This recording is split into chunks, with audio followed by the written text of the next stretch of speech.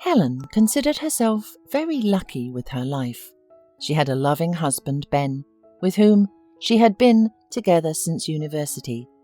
When Helen gave birth to a daughter, Ben, realizing that it would be hard for the family to live on his salary only, decided to go into business together with his friend. He had been fond of fishing and hiking since childhood, so, having decided to use their own experience, the companions chose the trade of outfit for outdoor activities and sports. Unexpectedly for many, the business turned out to be profitable, and after the first store, the companions opened the second one, significantly expanded the assortment, and even organized manufacture of goods for tourism. Helen did not stay long in the status of a housewife, and with the support of her husband, opened a store with sewing products. They did not become millionaires, of course, but the financial prosperity of the family was stable. The really big money came suddenly when Ben, having rationally assessed the situation on the market, bought several land plots for almost nothing, and then successfully sold them. Thus, Helen's husband got another profitable business, a real estate agency. Years passed, and Helen and Ben turned from poor young specialists into very well-off people. They built a large, comfortable house not far from the city and bought a spacious apartment for their daughter Zoe, who was already a college student. Many things had changed in their lives, but Helen and Ben's feelings remained the same, affectionate, and their love became even stronger. But 2 years ago, an accident happened to Ben, and Helen became a widow. The man failed to drive on an icy road and died on the spot. The woman could hardly find the strength to move on, trying to hold on for the sake of her daughter and to distract herself from her sorrowful thoughts.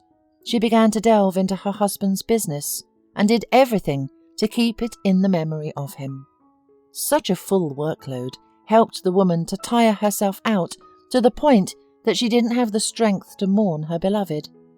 However, sometimes Helen was really depressed, and during such time she did not even leave the house. Thankfully, it was possible to supervise the business remotely. The only people Helen was always happy to see were her daughter Zoe and her husband's sister Kelly and her family. Kelly often came to visit her brother's widow, and they had long heart-to-heart talks. "You know, Kelly, if it weren't for Zoe and you, I probably wouldn't be alive in this world anymore," Helen confessed one day. "We all feel bad without Ben, but he wouldn't like your thoughts, Helen. Especially now Zoe needs you more than ever. She's all grown up, and she's practically a bride," replied Kelly, and smiled. "I saw her yesterday in a cafe with a young man. She was glowing with happiness." Kelly's words made Helen think deeply. It upset her to think that she, immersed in her own affairs, had not noticed such significant changes in her daughter, or rather, simply had not paid attention. She actually saw that Zoe started coming home later, spent more time in front of the mirror dressing up, and recently came to her and asked for her favourite perfume. At that time, Helen just waved her hand toward the dressing table, not even thinking that Zoe might have just been looking for an occasion to talk to her mother. "I'm a terrible mother," Helen said confusedly. "Dear, I think Zoe doesn't hold a grudge against you. She's a smart girl. It's a pity she's still not at home, or we would have asked her about her boyfriend together. But unfortunately, I have to go now," said Kelly. "Why don't you come with your kids and your husband to our place for the weekend then?" "Great! And maybe Zoe will invite her beau too. Let's see what he's like." Helen walked Kelly out and sat down to think about the upcoming conversation with her daughter. The woman knew that Zoe was quite grown up, and having a boyfriend at her age was natural, but she was anxious that her daughter would be caught by some unreliable man. Though, when Ben was still alive, they were often surprised that Zoe grew into a serious person.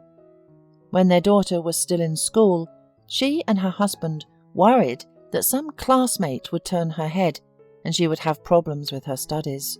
But to their surprise and pride, the girl approached her studies with responsibility and put all her efforts into preparing and entering the university of her choice. Memories of a happy life with her husband reopened Helen's emotional wound, and she, immersed in her thoughts, did not notice how the front door slammed.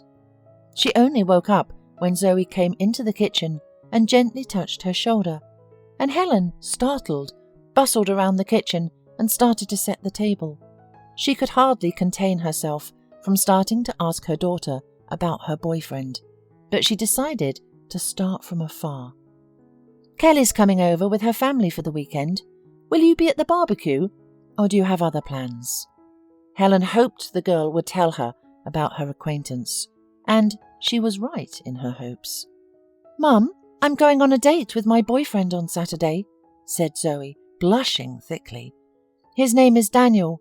He's a cousin of my friend's boyfriend. Don't worry, he's a normal guy. He runs his own furniture store, or rather, his parents have, but they trusted him to run it 6 months ago. He's 30 years old. He was married. No children." Zoe finished and looked at her mother with a satisfied look. Helen saw in her daughter's gaze a challenge and pride, but she did not comment yet to avoid a quarrel. "Why don't you invite your boyfriend over for the weekend to visit us? But of course, I won't rebuke you if you'd rather go out with him." "Mum, you're adorable, but I thought maybe I shouldn't invite Daniel just yet. I'm afraid he'll think I'm rushing him into marriage. Although he's hinted at it more than once, and said he'd like to spend the rest of his life with me. I'd better see him quickly and then return home. I haven't seen Aunt Kelly and her boys for a long time, and I miss them very much." Helen smiled quite a bit. She also thought it was better not to rush and to get to know each other better, and was glad that Zoe was so sensible about the relationship. She asked her daughter to show at least a picture of Daniel, and the girl happily took out her smartphone. Sitting down next to her mother on the sofa, Zoe showed her the photos that they had taken together. Helen looked at them and suddenly realized that she disliked her daughter's boyfriend. He looked quite decent outwardly, but the way he looked at Zoe made Helen doubt the sincerity of his feelings. The next day, Helen called Kelly and told her about her doubts. "You know, this Daniel is quite a nasty type, even though Zoe says he is very nice. No, I should not invite him as a guest, or he will really propose to Zoe in front of us to get her consent, for sure. What a pity that we will not be able to question him," complained a frustrated Helen. "Well then, try to get some information about him somehow," Kelly advised. Helen thought hard about Kelly's words, and it hit her. She found out the address of Daniel's furniture store, and dressed in modest, slightly shabby clothes she usually wore when she worked in the garden, and went to the shop.